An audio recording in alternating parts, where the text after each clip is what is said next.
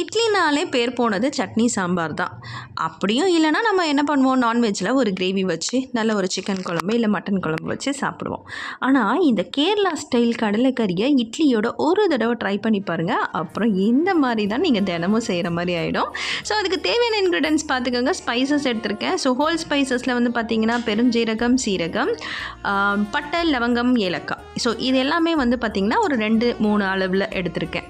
So spoon அளவில் பார்த்திங்கன்னா சீரகம் வந்து 1 ஸ்பூன், பெருஞ்சீரகம் 1 ஸ்பூன், ஏலக்காய், பட்டை இதெல்லாம் வந்து ஒரு 2-3 நம்பர் எடுத்திருக்கேன்.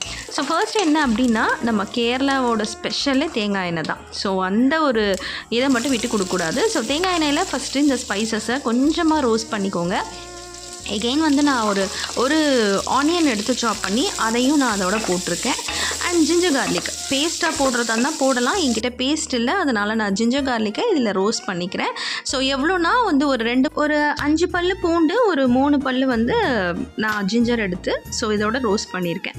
ஸோ இதுக்கு தேவை வந்து பார்த்திங்கன்னா, ஃபஸ்ட்டு வந்து நான் இதெல்லாத்தையும் வந்து ரோஸ்ட் பண்ணி ரெஸ்ட் பண்ணியிருக்கேன், அரைச்சி எடுக்கணும். ஸோ அதுக்கு முன்னாடி வந்து பார்த்திங்கன்னா, அந்த மீன்வாயில் அந்த ரெஸ்ட் பண்ணுற டைமில் நான் வந்து 2 டொமேட்டோவை நல்ல 2 பழுத்த தக்காளியை அரைச்சி பியூரி மாதிரி எடுத்து தேங்காய் எண்ணெய் ஊற்றி இந்த மாதிரி போட்டு வதக்கியிருக்கேன்.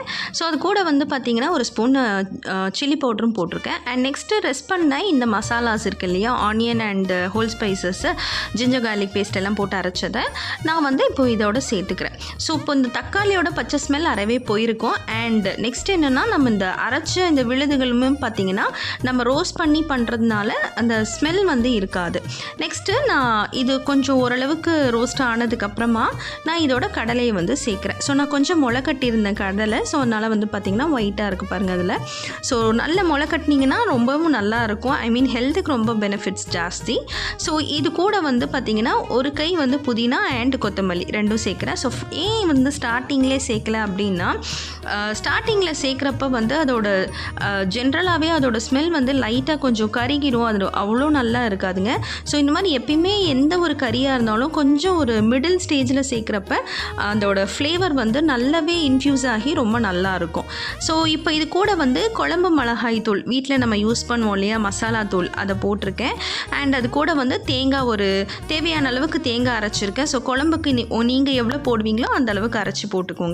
இதோட ரொம்ப ஸ்பெஷல் என்ன அப்படின்னாக்கா, ஃபைனலாக தேங்காய் எண்ணெயில் கருவேப்பிலையை இந்த மாதிரி நம்ம வந்து தாளித்து மேலே ஊற்றுறது தான் அந்த ஒரு ஃப்ளேவர் அண்ட் அதோட அரோமா வந்து ரொம்ப நல்லாயிருக்கும். ஸோ இதுதான் கேரளாவோட ஸ்பெஷலே. என்னென்னா, அந்த கோக்னட் ஆயிலே ரோஸ்ட் பண்ணுவாங்க. அண்ட் அந்த கருவேப்பிலையை கோக்னட் ஆயிலில் ரோஸ்ட் பண்ணி போடுறப்ப அப்படியே ரொம்ப அமிர்தமாக இருக்குங்க. இதை வந்து டேஸ்ட் பண்ணுறவங்களுக்கு தான் கண்டிப்பாக தெரியும். ஸோ இட்லிக்கு இந்த மாதிரி ஒரு குழம்பு வச்சு கொடுத்து பாருங்கள். நிஜமாக சொல்கிறேன், கறி குழம்பு கூட இவ்வளோ டேஸ்ட்டாக இருக்குமான்னு தெரியாது, அவ்வளோ சுவையாக இருக்கும். ஸோ இது பில்டப்லாம் இல்லை, டேஸ்ட் பண்ணி பார்த்துட்டு சொன்னது தான். ஸோ கண்டிப்பாக வீட்டில் ட்ரை பண்ணிவிட்டு மறக்காமல் கமெண்ட் பண்ணுங்கள்.